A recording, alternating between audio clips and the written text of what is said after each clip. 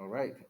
So, my all right. So I guess we're in session because we heard that ding sound. Um, there we go. So I am recording on the side. So if anything, I am double recording, just to be sure. All right. So what we'll do today is to talk about the solution to the Dijkstra's algorithm homework and also the A-star algorithm homework. And then we'll go back to the last question in the final exam from last semester. So that's what we're gonna do. All right, so let me go back to Canvas first, and then we'll go to. We didn't get a chance to talk about predicate calculus. That's kind of a shame. Because it's really kind of a fun topic. And we'll get started here. So here we go. Start a new tab. There we go. So the first thing we need to do is to change the initialization according to this graph here. All right, so with this graph, we have five vertices, A, B, C, D, E. We have these edges, and then we have those distance functions. So one thing you can do is to draw a graph first. How many people actually ended up drawing a graph instead of just reading the text?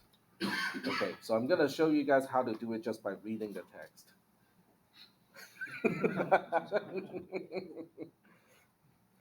I suppose I'm not really a very visual person because apparently I can do this kind of thing without, you know, actually graph. And you guys might say, but Tack, this is your question. Of course you can do it. Trust me, by 5 seconds after I make a question, I would have forgotten what the question is and what the solution is. I have to re-derive everything, even my own questions. That's just the way I am. I just cannot remember things, but I really do not have a whole lot of need to remember things either. All right, so this is the overall description, and then we'll go ahead and try to get this solved. We got five vertices. This one has six, so we can just kind of remove the last column. Okay, so we can just highlight the entire column and delete the entire column. There we go. And the rest, we probably want to remove everything that is a part of the log from last time. So just get rid of everything here. And now we have a blank slate again. So now we have to start with the initialization. This is Dijkstra's algorithm, which means the destination is going to start with a value of 0 because we are tracking the length of the shortest path to the destination from a particular vertex. So the length of the shortest path from the destination to the destination is going to be 0. So in this case, which one is our destination? Vertices C and E are the destinations. So that's why these two will start with 0 as their initial L values. Everybody else is going to get infinity. So I'm going to try the keyboard trick again. I think it's Control Alt U.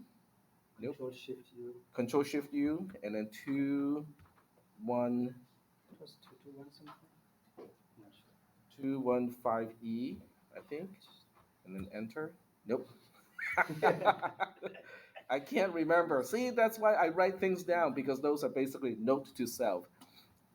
Okay, there we go. I just copied one. Hmm? I just copied one from somewhere. You just copy it. That works. Yep. Or if you just spell it INF, that's fine too. It doesn't work on Windows. No, it does not. Windows has a different shortcut key for that. Couldn't I find think it's it. Yeah. 158. Hmm? Control Shift 158. 158. I think so. Control Shift U 158. Yeah. I don't think so because that's not a Unicode Because destination. Control Shift U wouldn't even give me the Unicode insertion tab. Mm, Well, U plus 221E. That was interesting. thank you. You have to have it. Yeah, 221E. Control Shift U 221E. All right. So Control Shift U 221E. Enter. There we go. Excellent. Good job. Control paste paste. I mean, yes, I'm kind of fuzzing on little things that really should not matter. All right. So Q starts with all the destination vertices, right? So we have C and E as our destination vertices. So this is how the whole thing should be initialized. Are we good here? All right. Next, we get into the algorithm, right? The algorithm says while Q is not empty, keep doing this. Q is definitely not empty. So now we have to pick a particular vertex out of Q as our first vertex to explore. We got choices, right? We have two choices here. C and E both have the same L function or the same L value. So we can choose one or the other. Which one do you guys want to choose? All right, you guys ready? Okay. All right, so which one do we want to use? C, okay. So we'll start with C, and then we want to look at the incoming edges in this case, not outgoing. So the incoming edges, there are a few. We have BC, we have AC, we have DC as well. So those are the incoming edges. Once again, it does not matter what the order is. You just have to make sure that you explore all of those. Which one do you want to explore first? Hmm? BC? All right, so BC it is. So we are now looking at BC as an incoming edge to vertex C. So the question is, did I just find a shorter path from vertex B to a destination? BC itself has a distance of 2, which means, and C itself is a destination. So that means I have just found a path to destination C from B with a length of 2. Is it shorter than the one that I know already? The L value of B currently is infinity. Very good. So we did find something shorter. So we got a bunch of stuff to do. One is to update the L value of B, so it is 2 now. And then the other one is to remember, in order to get to the destination from B, this is the shortest path, or this is the edge leading to the shortest path at this point.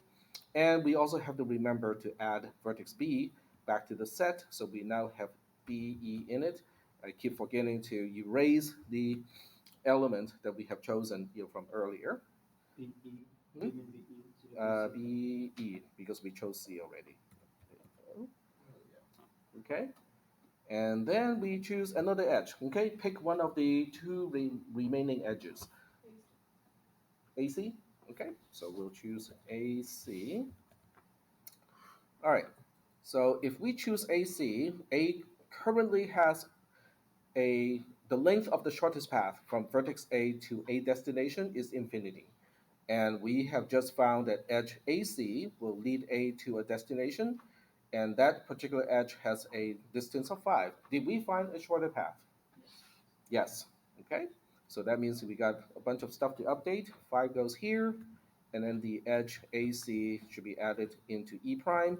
BC is still here, and then we also have to remember to add A to the set of Q. So the set Q now has A, B, and E in it. All right, we have one last edge. What is it? DC, that's right. So DC, same deal. We look up the L value of D, which is currently an infinity, and we go like, but the edge DC has a distance of 1. So now we have just found a path from vertex D to a destination with a length of 1. So that means, yep, I think we found a shorter path. So that's a 1 here. And then we have to remember to add that edge as well. So DC is now in E prime, along with the other two edges that we have found so far. And then we also have to remember to add vertex D to the set Q, like so. Do we have any questions at this point? Okay. And then we are done with the for each loop. We go back to the while loop. The while loop says, are we done? Is the set Q empty? The answer is no, it is not empty.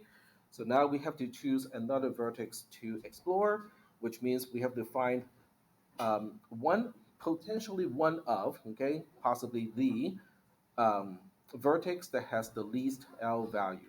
So amongst the A, B, D, and E, which one has the least value? So we are looking at A, B, D, E. Vertex E. Okay, excellent. So we choose E, and then we look at all the incoming edges to vertex E. So we just scan through this. AE is the only one. So we look at edge AE, and then we ask, okay, so this time, what is the length of this path to a destination?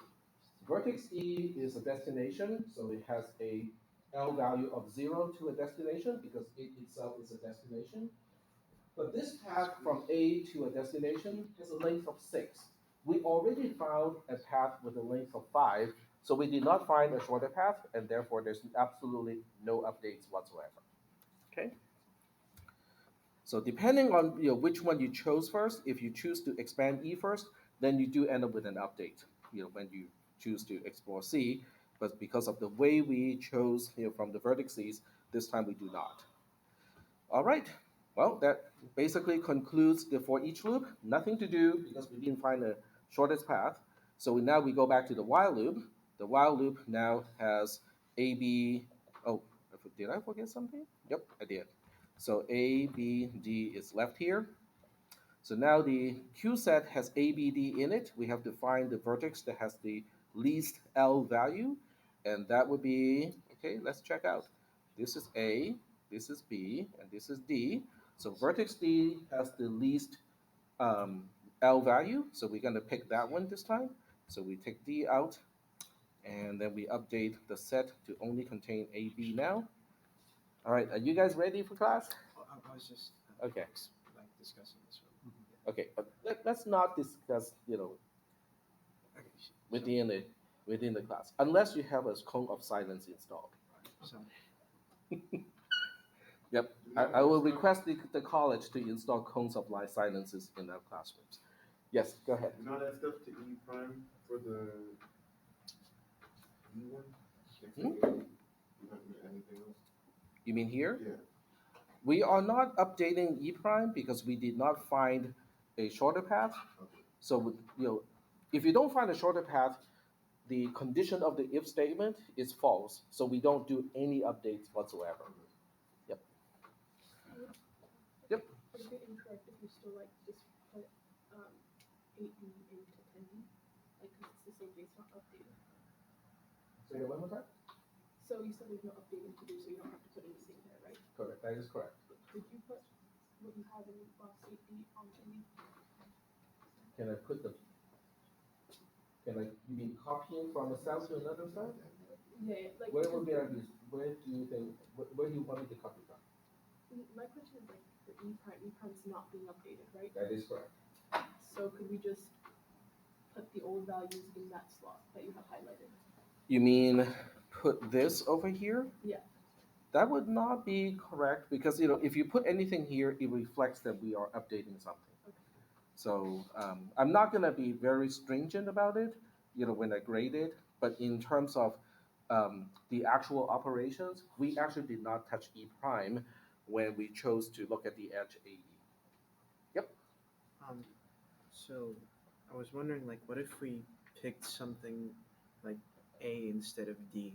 Because that's what I like did in mind. Okay, so can you backtrack a little bit on which row are we referring to? On like B11, instead of doing D, what if we did A? Would it not work at all?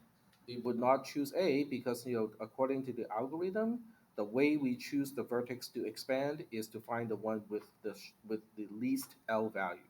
So at this point, so let me just erase this entire row and start again. So if we are at this point, we are looking at the set Q, which has A, B, and D in it, right? The algorithm says choose the one that has the least L value. So we are looking at 5, 2, and 1. So that means we have to choose D. Yeah.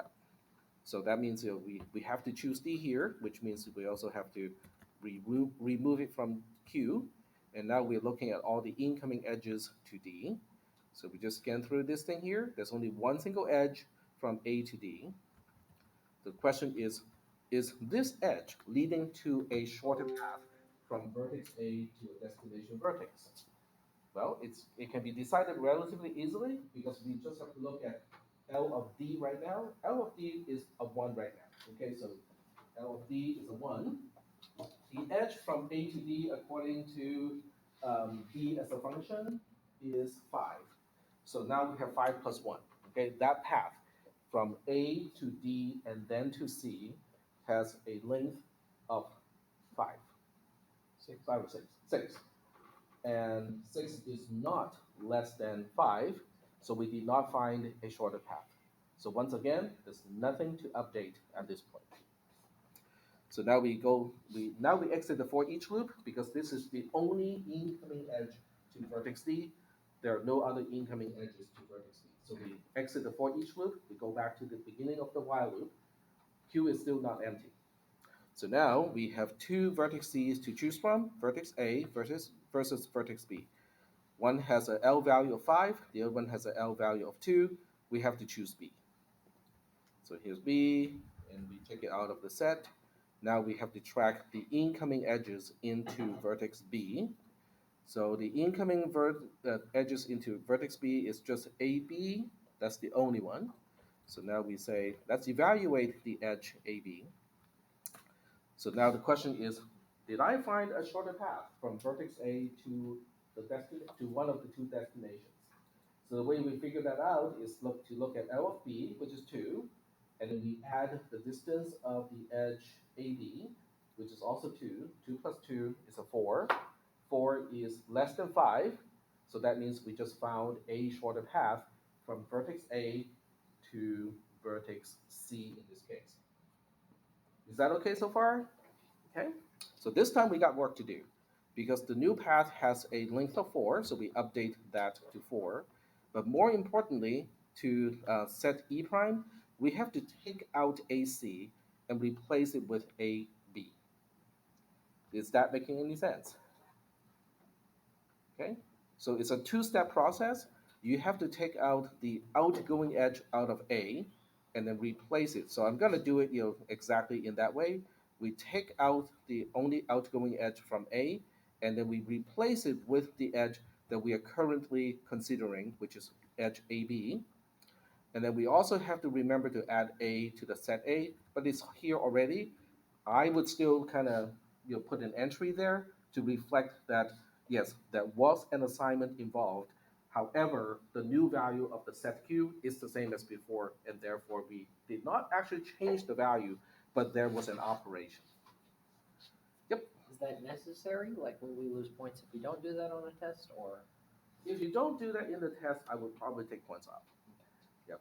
But as far as the homework assignment is concerned, I'm probably more lenient. Does that go for L values as well? Like, let's say Yes. okay, so if two were the same, then we would The still. L values would not update. Okay. The only thing that will end up not updating potentially is the set Q. The other two, this one is guaranteed to update because, okay, I take it back. It's not always the case that you have to take out something, but you're always going to add in something. Okay. Because it's not possible for an edge to exist in E prime and then you find it again and go like, oh, we're going to add the edge back into E prime. That will never happen. Right, but if two paths are the same distance from something, and let's say we got another 4 value for A, then we would write that 4 value down. Well, do you think we would? Because everything is according to the algorithm, right? So the question is, what does the algorithm say when you have two alternative paths and they have the same length to the destination? Do we get into the conditional statement? You are correct. We do not get into the conditional statement because it says if blah, blah, blah is less than the length of the shortest path that we have discovered up to this point.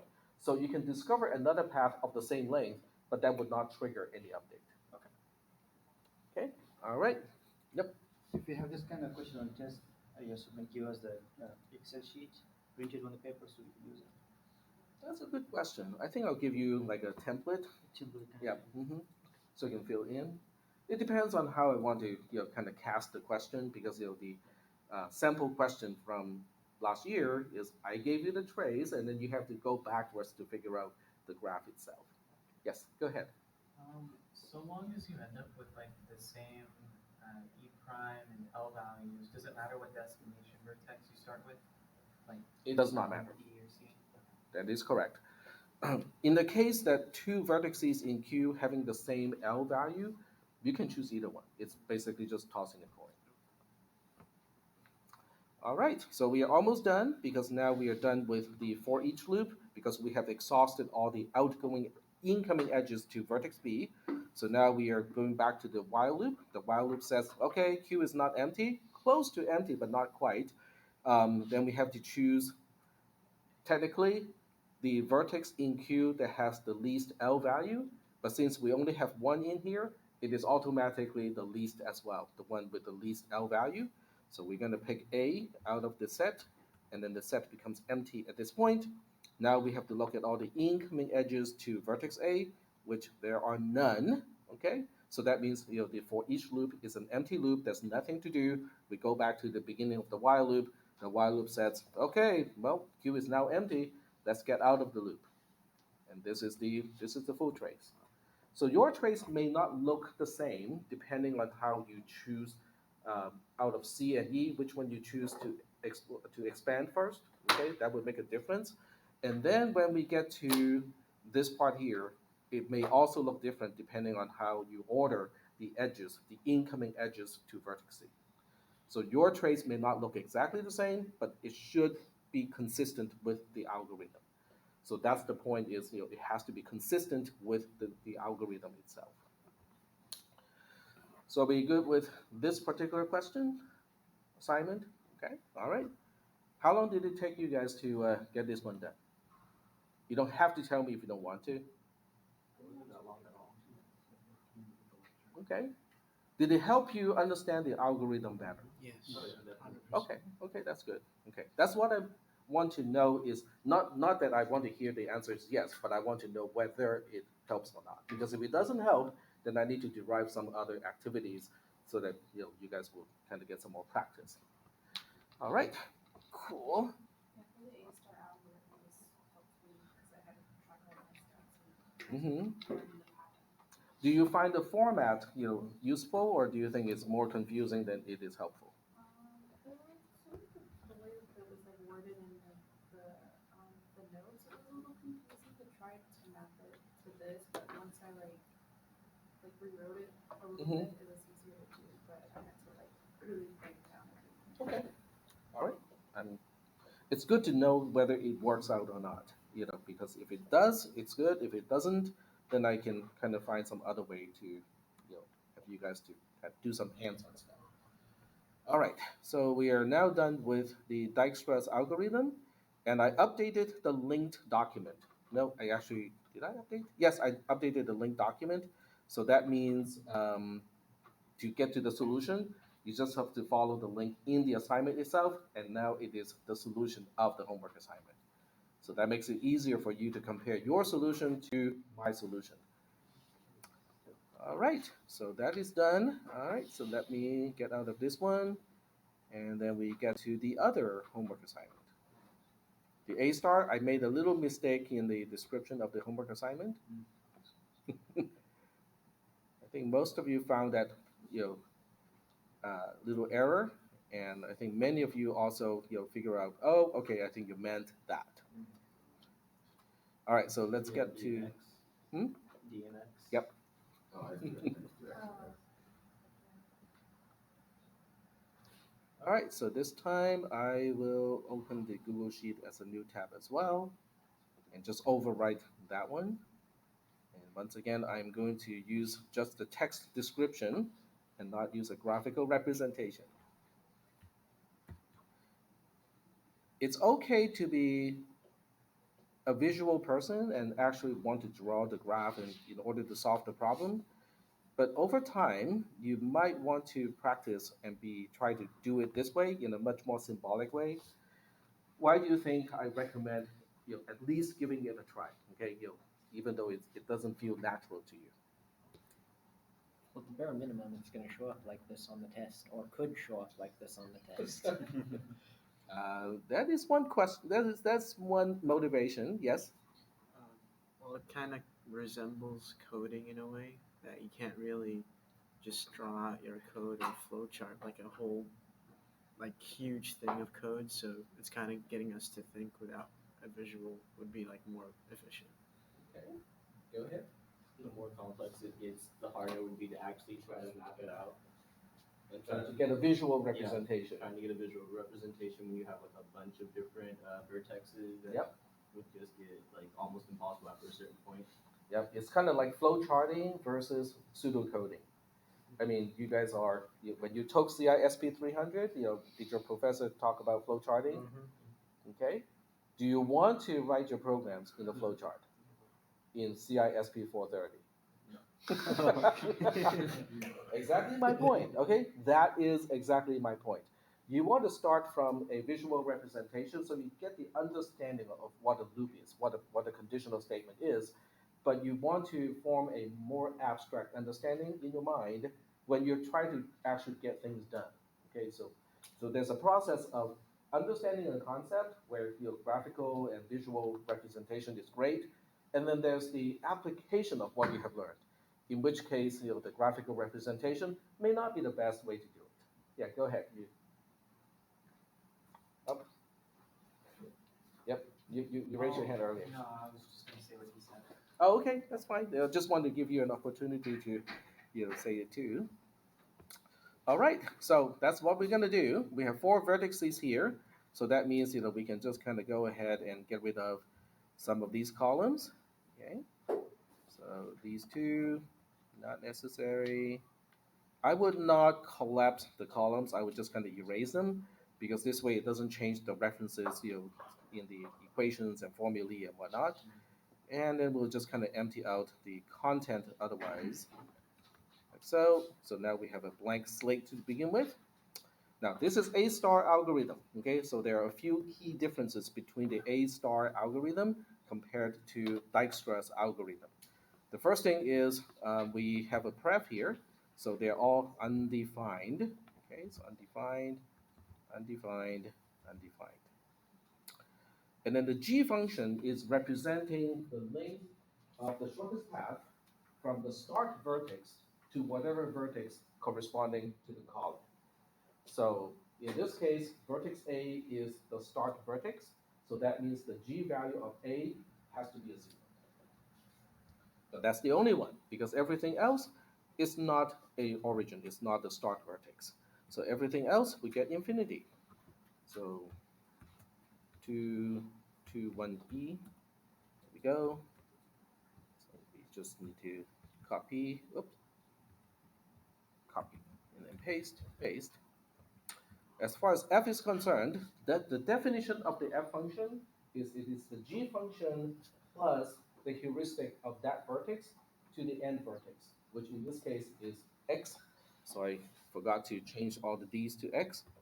That was the only description problem in this question was I refer to vertex d being the destination vertex when it should be x. Now, if I did not say anything like that, how can you conclude that x is actually the destination? From the heuristic. From the heuristic function, exactly. Because you only need to know the heuristic value from a vertex to the destination, not to any other vertex. So that's the clue that vertex x is actually the destination. All right, so what is the heuristic from A to X? It's a 0. So 0 plus 0 is a 0, and then everything else would still be infinity. All right, and then set O starts with the start vertex, the origin, which in this case is vertex A. So this is how everything is initialized before we start to trace the algorithm. Are we good so far? You have the initial configuration of all the variables and whatnot. Okay. So the first thing we do is we go into the algorithm in the while loop, and this time the while loop does not say, as long as O is not empty, we still got work to do. What is it saying? It's like f of g is less than something. I forgot. At least one vertex in O has a List f greater than g. f value that is less than the g value of the destination. That is correct. So because we want to be able to exit early, okay, that's one of the whole point of having the heuristic is if the heuristic combined with the g value is telling you that it's longer than the shortest path that we have found so far to the destination, that means we don't have to explore that route anymore. Okay, it doesn't look promising at all. So that's why the termination condition of the while loop is different now. But in this case, we don't have a concern because the destination has a g value of infinity. Okay, and vertex A has a f value of 0. That looks promising to me. 0 is less than infinity. Let's go for it, right? So now we go, okay, let's pick A, and then the set O becomes empty at this point, and then we have to look into the outgoing edges this time. So there are, let's see, AX, AB, AC. So there are three outgoing edges that we have to consider. So I'm just going to lay out all three at this point. So we got X, we got B, we got C over here. So if we are just looking at X as the outgoing neighbor of A, what is the value of T? How is the value of T defined in this case? The distance between A and X. It is, well, basically it is asking, if I just go from A to X, what would be, T is representing if I go through vertex A to vertex X, what is the length of that path? Mhm. Exactly. So g of A is a 0. We want to add to it the distance of A to X, which according to that thing is a 10. So it's 0 plus 10, which is a 10. So you still have to show me that the t value is a 10. And now the question is, well, if the g value is a 10, did I end up finding a shorter path to the destination, which is x? Yes, because the current quote unquote known path has a length of infinity, so that means we have to update it. So now we update everything. This is going to be a 10. This is also guaranteed to be a 10. Why? Because heuristic is 0. Because the heuristic from the destination to the destination is always 0. And why is that?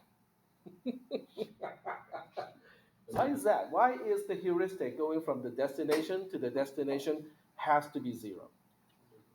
Already there. Because there's no distance. Because it is already there. Because the length itself is 0, but the heuristic cannot overestimate, and yet it has to be non-negative. So 0 is the only choice we have left. Okay, so that's why the f value of the destination is always the same as the g value of the destination. Yes?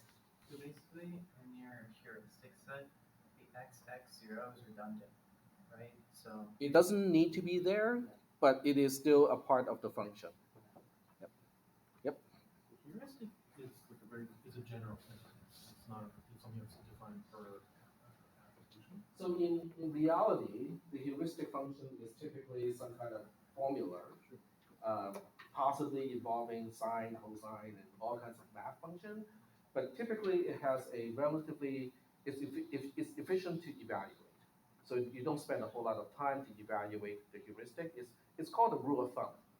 Okay, but in the algorithm, in order for the heuristic to be admissible, it has to be not an overestimate. Is that something you're going to define in a more advanced algorithms class, or is that something that That's something for you to have to discover. You can always start with a heuristic function of just 0, which means it's not any more informed as a search algorithm compared to Dijkstra's algorithm. But then you can also now start to derive, okay, what makes sense to be the heuristic function? So the choice of a heuristic function is not covered in the material that we talk about in this class. The heuristic function that you see here is not only arbitrary, but it is designed to test whether you understand the algorithm or not. So we are actively trying to trick the algorithm and go like, let's try this route. It looks promising. And then you go that way, you go like, dang, it doesn't work. And then you have to try something else. All right, and we got one more thing to update, right? Because we have to update the previous. So the previous is basically saying if I want to create a path back from the destination to the origin, what would it look like? It's a way for me to track. So in this case, we'll just say, well, we can go from A to X, that is the shortest path up at this point.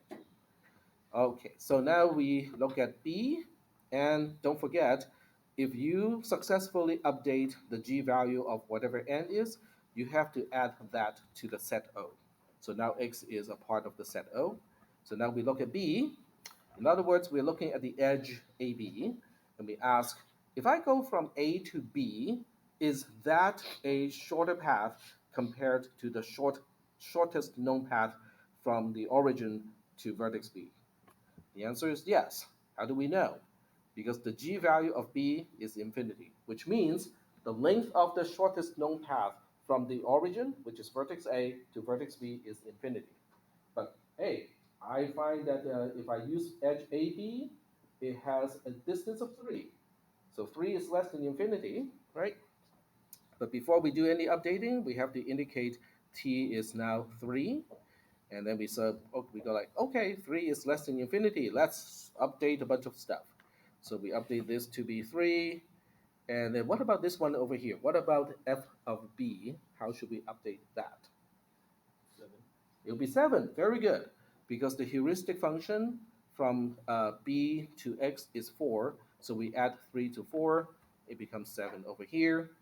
And then the prev, or the previous of b, is vertex A. And that's all the update. Oh, we have one more thing, because now we have to also remember to add vertex B to the set O, because we just updated its G value. All right, so now we go for the third iteration of the for each loop. Vertex C is the last outgoing neighbor of vertex A, and we ask the same question, and it's the same answer. Yes, we found a shorter path because the edge AC has a value of 5, and 5 is less than infinity. So we update this, and then we also have to update this one here, which is still 5. Now this one is 5 only because the heuristic value from C to X is 0. That's just the way I chose for the heuristic value in this case.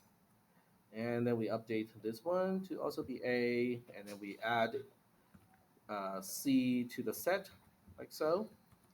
So now we conclude the for each loop inside the while loop, inside the conditional statement, inside the while loop.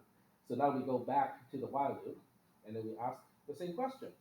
Is the f value of at least one of these 3 vertices, x, b, and c, is at least one of them less than the g value of the destination? So this time it is not as clear cut as an answer, because g of x is no longer infinity. It is actually a solid value of 10. So now we have to look at the actual f value of x, b, and c if at least one of them is less than 10. Yep, less than 10, less than 10, less than 10.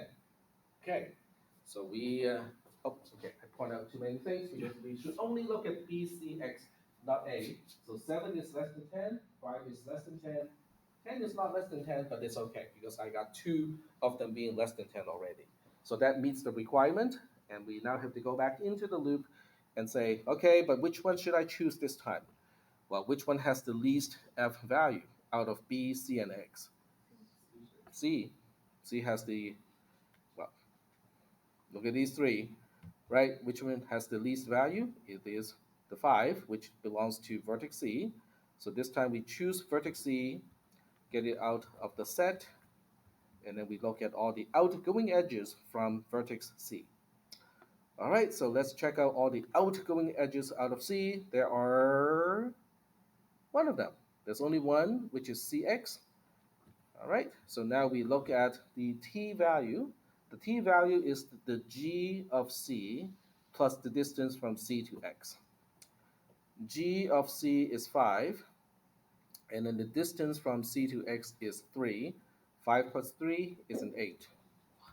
So now the question is, did I find a shorter path to the destination, to vertex x? The answer is, yep, I think we did, because x, before I update, it had the length of the shortest path was a 10. Now it is an 8. So we update that to an 8. We update that to an 8. And then we also have to update the previous of x not to come from A anymore because it is supposed to be coming from C. So the edge CX is a part of the shortest path, not the edge AX. And then we have to remember to put X back into the set, but it's already in it, but we still have to kind of indicate we attempted to update. Okay, there's an assignment operation. All right, so now we're getting back to the while loop, and we ask the question. Out of the two vertices currently in set O, is the f value of at least one of these two less than the g value of the destination? The g value of the destination is now 8, and the f value of b is a 7. 7 is less than 8. Okay, so we can potentially still, there can potentially be still be a shorter path. Yes? It's just something not exactly related to this, but you mentioned like that the previous would be like CX. In this set, which is like the final solution for the whole thing, does it matter how we order the paths? Because like in a set, it doesn't really matter. Like for Dijkstra's, E prime is the actual answer for like the Yes. path you take. So does it matter the order that you put the? You mean the order two of bills in? how you put the ABCX here? No, in like the E prime in Dijkstra's algorithm. But in A star, there's no E prime. The shortest path is encoded into the previous function Okay. in the case of the A star algorithm. Okay, so it's not even so. Okay. Yeah. All right, so out of these two, we're going to pick B, and then we ask, well, what is the outgoing neighbor of vertex B? So the outgoing neighbor of vertex B is vertex C, and it's an edge with a distance of 1. So the question is, okay, so put it here. So the question now is, what is the length of the shortest path from the start vertex A through vertex B to vertex C? Well, we look up g of b. G of b is the 3 at this point. And then we look up the distance from b to c. The distance from b to c is a 1. So we are, okay, I forgot again. 3 plus 1 is a 4. So we put a 4 here. And then we ask, did we just find a shorter path from the origin to vertex C? The current shortest path from the origin to vertex C has a length of 5. We just discovered this one to have a length of 4. So the answer is yes, we found a shorter path. So once again, we have a bunch of stuff to update. We changed this one to a 4. And then this one is also 4 because the heuristic from C to X is a 0. And then we also have to update in order to get to vertex C, we should go through vertex B and not from vertex A. And then we have to remember to add vertex C back into the set. So C is reintroduced to the set, but I forgot to take B out. I keep forgetting that. It is frustrating, but yet surprising how consistent my errors are. Yes. So why do we add C back in there? Into the O. The short answer is that's what the algorithm specifies. The long answer, the longer answer, is we updated the g value of vertex C, and as a result, um, it can lead us to to a destination with a shorter path now. So we want to re-explore all the outgoing neighbors of C again. So if it gets updated. Yeah. Okay. All right. So getting back to the beginning of the algorithm, which is out of the vertices in O, which now only has X and C left, does any one of these vertices have an F value that is less than the G value of the destination? The G value of the destination is currently 8. The F value of C is a 4. So that looks promising, okay? Because it shows that it is potentially possible to go from the origin through vertex C to the destination with a path that has a length that is less than the length of the shortest path to the destination at this point. Are we doing okay so far with that statement? I know there's a lot of words. If I were you, I would not have absorbed the entire thing because I'm not an auditory person. Are we still doing okay? All right. So that means we're not done yet. So now we have to choose a vertex to expand, which is the one that has the least f value. So between c and x, one is 4, one is 8. The one that is the smallest is c. So now we choose c again. So you can see that in this particular algorithm, you can choose and expand the same vertex again. Okay? All right, so c only has one single outgoing edge to vertex x. And now we have to recompute t, which is g of c plus the distance from c to x. G of c is 4. The distance from c to x is a 3. 4 plus 3 is a 7. Okay? And we compare the 7 to the 8. Oh, yeah, we compare the 7 to the 8. 7 is less than 8. So we go like, we got a bunch of stuff to update again. So this is 7. This is also automatically 7 because x is the destination. And now we have to update the previous of x and go like, oh, if you want to get to x as quickly as possible, don't go through c, okay? Or go through c again, I should say, which is fine. And then we have to add vertex x to the set O again, which doesn't really end up doing anything because x is already in the set O. And now we are at the beginning of the while loop again.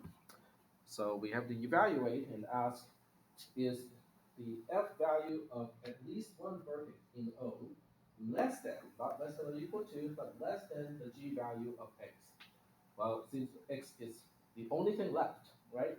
So that means it would not be possible because we know for x, which is a destination vertex, the f value and the g value have to be the same. So one cannot be less than the other one. And since it's the only vertex left in the set O, we're done. Are we doing okay so far with this particular trace? So this trace is actually shorter, if I remember correctly, shorter than the previous one. But the algorithm is a little bit more involved, and there are more updates per row when we need to update stuff because we got the previous, we got the G, we got the F value instead of just the L value and E prime. All right, questions? Yep. So for the intermediate step of like B to C, just treat it as normal. Say that one more time. From the intermediate step of B to C, just treat it as normal, and then add it to the shortest known path. Can you repeat the question again? The connection from B to C. B to C. Okay, what about it? So you just find it as normal. I'm not sure what you mean by normal. I'm just following the algorithm. I did not deviate from what the algorithm specifies.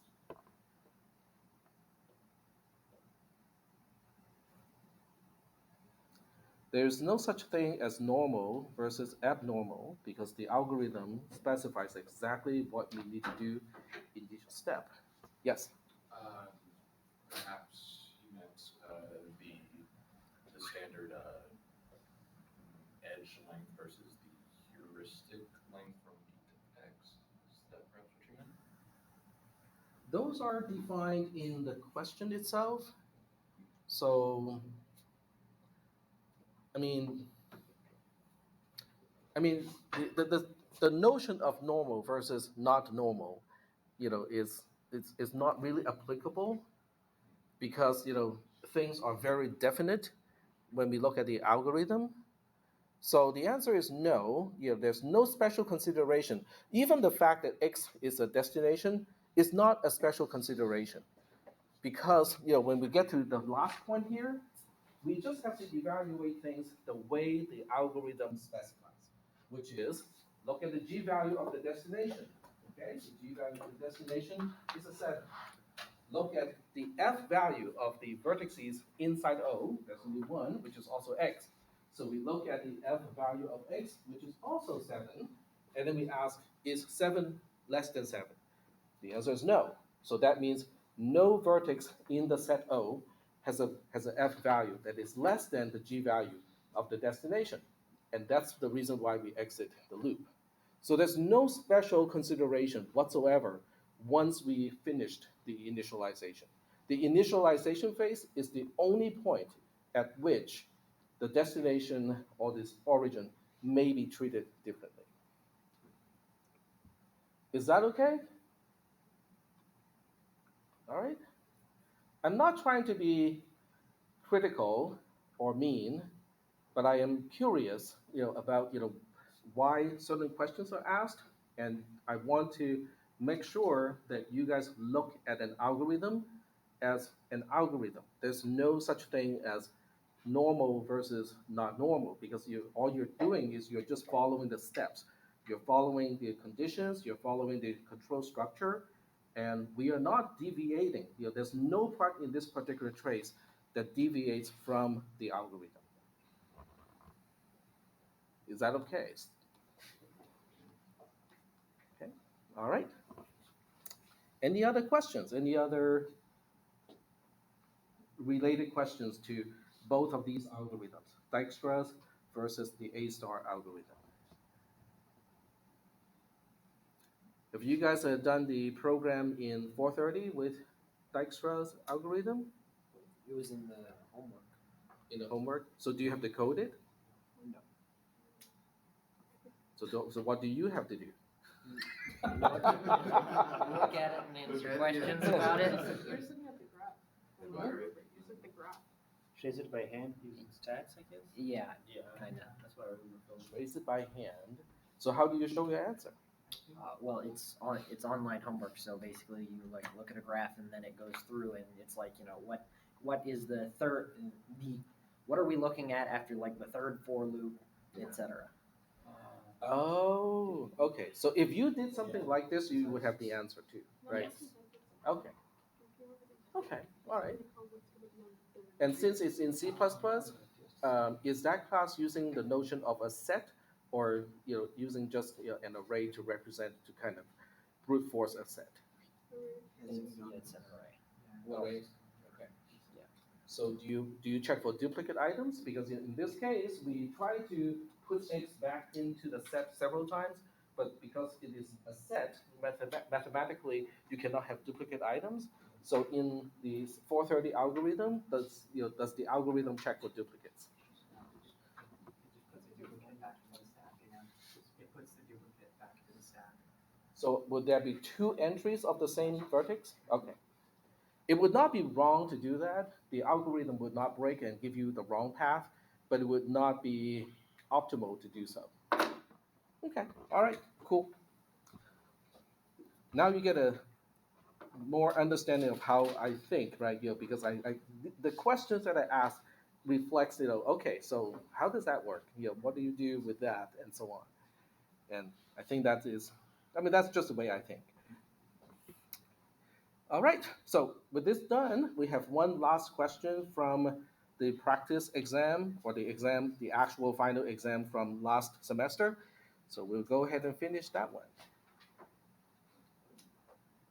All right, but if anyone does have any question, we can come back and take a look at this one again. And we shall move on. All right, so where did I put that? It's right here. All right, this is the last question. Okay, this is actually one of my favorite questions. Okay, so the question has two parts, or three parts. Part one, when a single bit is transmitted, okay, typo here, because when I use my tool, okay, never mind, I'm not going to explain the mechanism. So when a single bit is transmitted once, there is a 0.96 chance that it is received correctly. Given a data frame has 256 bits, what is the probability x that not the entire data frame is received correctly? Which means at least one bit is erroneous. Compute the actual value in addition to providing the formula. Explain the formula. Due to the relatively high probability that a data frame contains at least one error, an oversampling method is used. So that's for the second part. So we'll try to answer the first part first. So how would you formulate the formula, and then use it to calculate the answer. I'm going to use, I'm just trying to pick here, Joplin to do this. So I will type it in Joplin on the side, and I will let you guys try to express the answer. Okay. All right. So first thing first, identify what kind of a problem it is. Which type of distribution or which type of problem does it relate to based on what we have talked about in class. So now you have to kind of map this back to, okay, so if I look at this as an experiment, okay, an entire data frame as an experiment, what would be a trial? Out of one trial, what are the two possible outcomes? Is it with or without replacement? Um, and if it is not, if it is with replacement, then how many outcomes are we talking about? Because if the outcome is two and it is with replacement, there's a good chance that you're looking at a binomial distribution. Is that part okay? Because if there are any questions about what I just said, I can try to present it in a different way. So one way to remember what kind of problem we have dealt with would be flipping a coin, okay, and trying to measure the chances of, oh, two heads and three tails. What are the chances that I end up with two heads and three tails? That's binomial distribution. The other one is counting, which would be the lotto problem.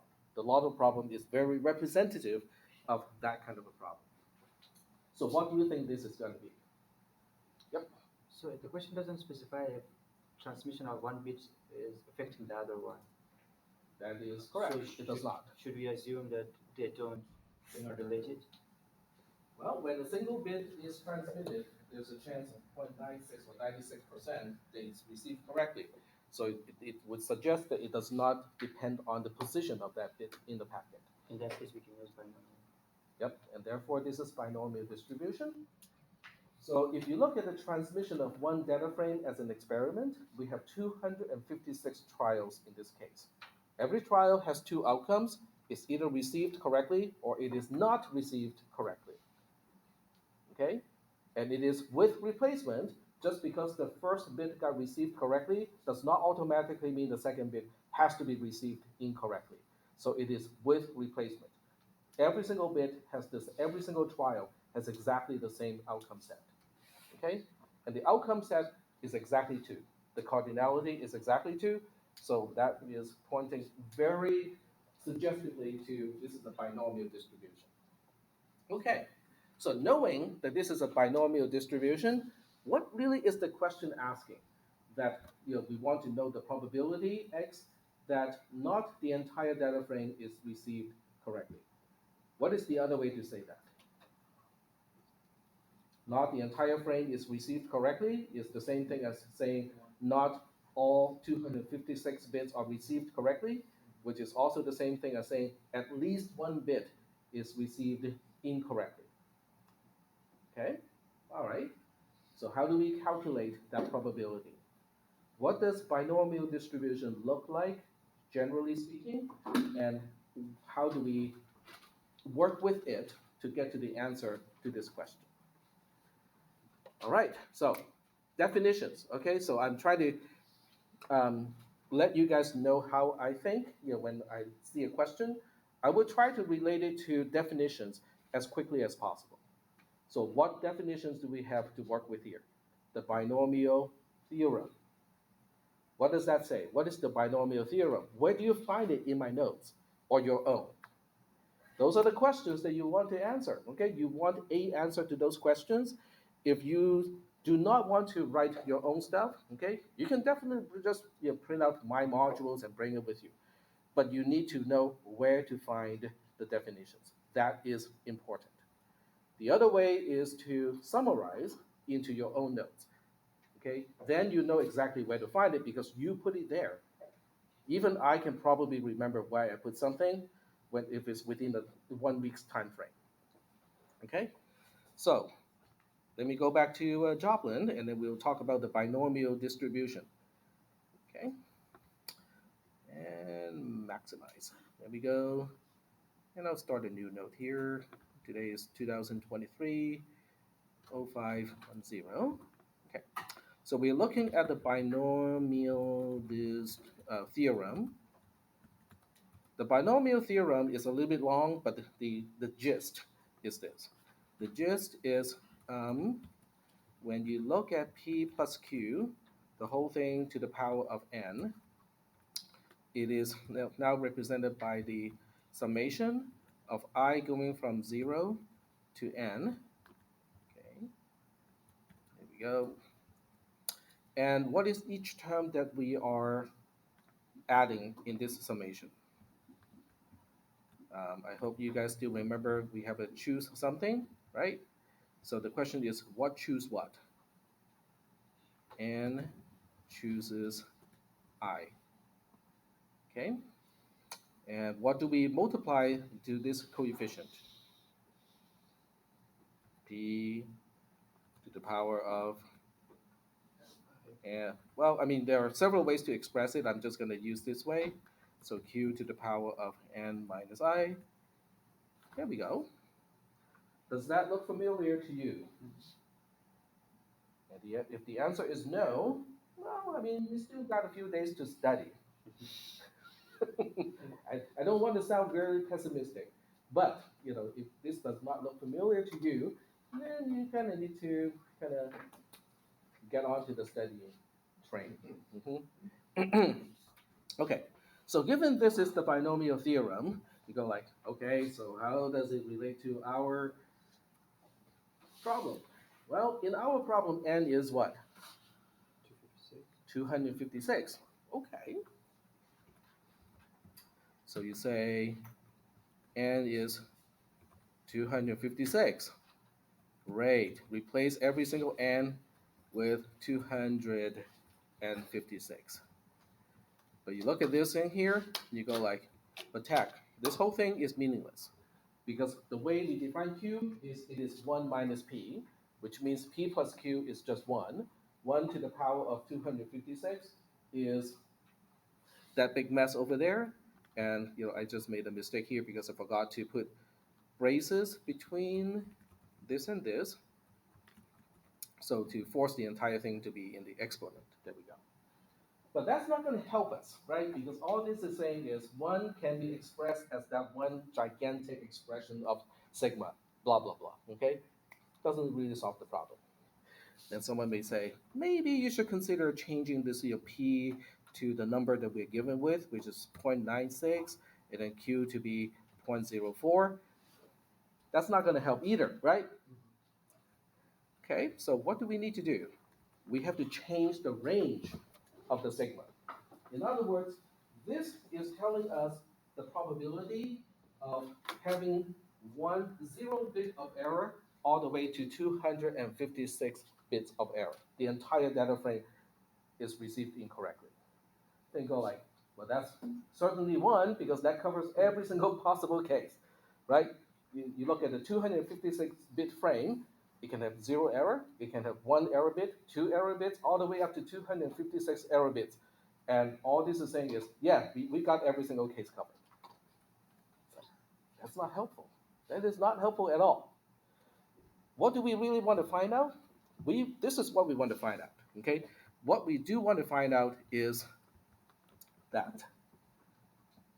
Okay, now there's no equality anymore. So the probability that we want to figure out is this thing here. In other words, at least 1 bit of error all the way up to the entire data frame is received incorrectly. But remember, I want a numerical value. Do you want to do this on your calculator? Probably not. So if that is not what you want to do, what is the easier way to do it? How about this?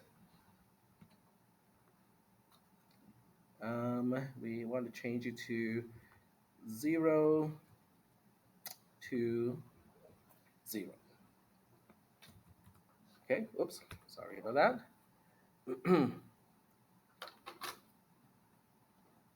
Yeah, so what about this one? You look at this one and go like, what does that mean? It's one trans. or one like thing that you Well, we are looking at the chances of receiving every single bit correctly. Actually, I take it back. I think I need to change it to 256 to 256. There we go. Okay, that makes more sense. Oh, I keep pressing the save button, but it doesn't work because I didn't pay. Okay, so 1 minus sigma I equals to 256 to 256, and then the rest of the formula is really just asking, let's subtract the chances of receiving every single bit correctly from 1, because what is left is having at least one error in the data frame. So that is computable, I think. I mean, especially if you have a calculator, because this thing just boils down to what? Q completely disappears because I is 256, right? The sigma is totally useless because you're only evaluating one single case. Okay. The choose is also not really useful because your I is 256, right? What is 256 choose 256? 1, right? So the whole combination thing also goes away. You don't have to enter that on your calculator. So what you do have to enter in your calculator is really just what is 0.96 to the power of 256. Now, if you have to do this by hand without a calculator, yeah, that's going to take a little bit of time. But since you can take a calculator with you, I hope this will only take you like 5 seconds to do. So that will be the answer to the first part. But are we understanding the process of getting to the answer? You look at the problem, you try to map it to one of the distributions that we talk about in class by looking at it from the perspective of what is an experiment, what is a trial, how many outcomes per trial, is it with or without replacement? If it is with replacement, how many outcomes are we talking about? If the number of outcomes is exactly 2, then you have a really good chance that this is a binomial distribution. Is that okay? All right. So now we go to the second part. So the second part of, in order to get to the second part, we have to kind of read in between. So we're going to use oversampling. In this method, each bit is repeatedly sampled 7 times. Whatever value, 0 or 1, that is the majority of the samples becomes the assumed value. For example, if the sample values are 1, 0, 1, 1, 1 with a sample size of 5, then the assumed value is going to be 1 because it is the majority. So does everybody understand how the sampling method works? So for each bit being transmitted, I will sample it 7 times. And then out of the 7 samples, whatever 0 or 1 that is the majority, I will count it as that one is the correct bit. Okay? So part 2 is asking what are the chances are that the majority of samples correctly reflect the actual value, which means there are certain times that the bit being transmitted is a 1, but you received it as 0, 0, 0, 0, 0, 0, 0. There's a chance of that happening. That chance is low, but it can happen. So that's what this is asking: is what are the chances that the majority, the opposite, the majority of samples correctly reflect the actual value. So compute the actual value in addition to providing the formula, blah, blah, blah, blah, blah. Okay. So how do we figure this out? So in this case, what is an experiment? What is a trial? What are the outcomes? And what kind of distribution are we looking at? Those are the same questions, right? So what do you think? What is how many trials are we dealing with here in an experiment? 7. 7 in this case, the 5 is an example. Okay. So your actual question is 7, but you got the idea. Okay, so we have 7 trials per experiment. What about each trial? What are the outcomes of a trial? How many outcomes do we have per trial? 2 outcomes, very good, which is received correctly and received incorrectly. Same as last time. Is it with or without replacement? It is with replacement because every single trial has the same two outcomes. Okay, so it's a binomial distribution again. But this time, what are we looking at? We are looking at out of 7, what are the chances that 4 or more bits are received correctly? That is what it's asking. Okay. So in terms of the equation, now we basically say R. Okay, this one has a name. It is R. The other one is X, by the way. This is X. This is R. So in this case, R is, we definitely need a sigma notation this time. I is from 4 to 7 because we want the correctly received bit to be the majority. Majority in a case of 7 means 4, 5, 6, and 7, which is why we have this range here. So now the rest is really the same thing as the binomial distribution. We now have 7 choose I, and then we have p, which is, or 0.96, which is the chances of receiving a bit correctly to the power of I. Multiply that by 0.04, which is the chances of receiving a bit incorrectly, and to the power of, I think in this case, 7 minus I. And I made a mistake somewhere. Got EOF as end of input. Okay. What is it complaining about? Oh, I see it. There we go. So that would be R. Now this time there are a few more numbers that you have to crunch on the calculator to come up with R. Are we good so far? All right. So now this is R. I'm not even going to bother to actually calculate because I don't have a handy calculator with me. So the last part, part 3, is if with every bit in the data frame oversampled, what is the probability Y that not an entire data frame is received correctly? So it looks like it's the same question as the first one, but this time we are factoring in the effect of oversampling. Compute the actual value, blah, blah, blah, blah, blah. Okay, so we are running out of time, obviously, but what would be the approach? How do we deal with part 3? You just do part 1 again, but instead using the R value in part 2. Yep. So instead of using 0.96, you use R from part 2, but you repeat the same formula as in part 1. Is that okay? And the result is going to be surprising. Okay, you'll be surprised how oversampling can help deal with the problem of a noisy transmission, because you're basically oversampling. You're basically going like, I don't trust myself.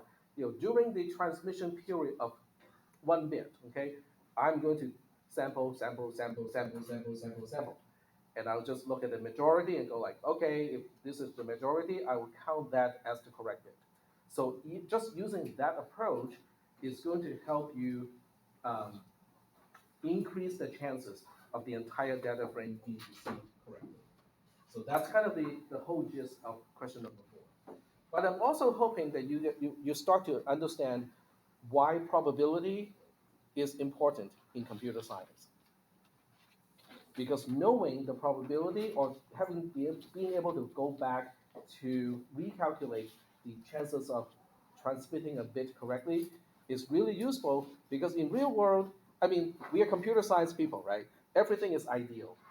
When we say when you transmit something, it's always transmitted correctly. Well, in the real world, it doesn't happen like that. So if you are the person who has to design a chip, for data transmission, these are all the things that you have to factor in. So this is just a really light application of what we have learned, but I hope that this kind of illustrates that this class is not pointless. That we have not just wasted an entire semester talking about something that has no relevance whatsoever in computer science. All right, I'll see you guys next Monday. Don't forget the final exam is on Monday, and the time is already on the calendar on Canvas. Bring pieces of paper for scratch paper and your answer. Bring your calculator and bring your notes. Okay, open book and open notes. All right, have a nice weekend studying, and I will see you on Monday. Oxymoron. Hmm? Oxymoron. Nice weekend studying. Don't go together really. Okay, have a productive weekend studying. Yeah. That Yes. one will work. Alright, County Line. Rather than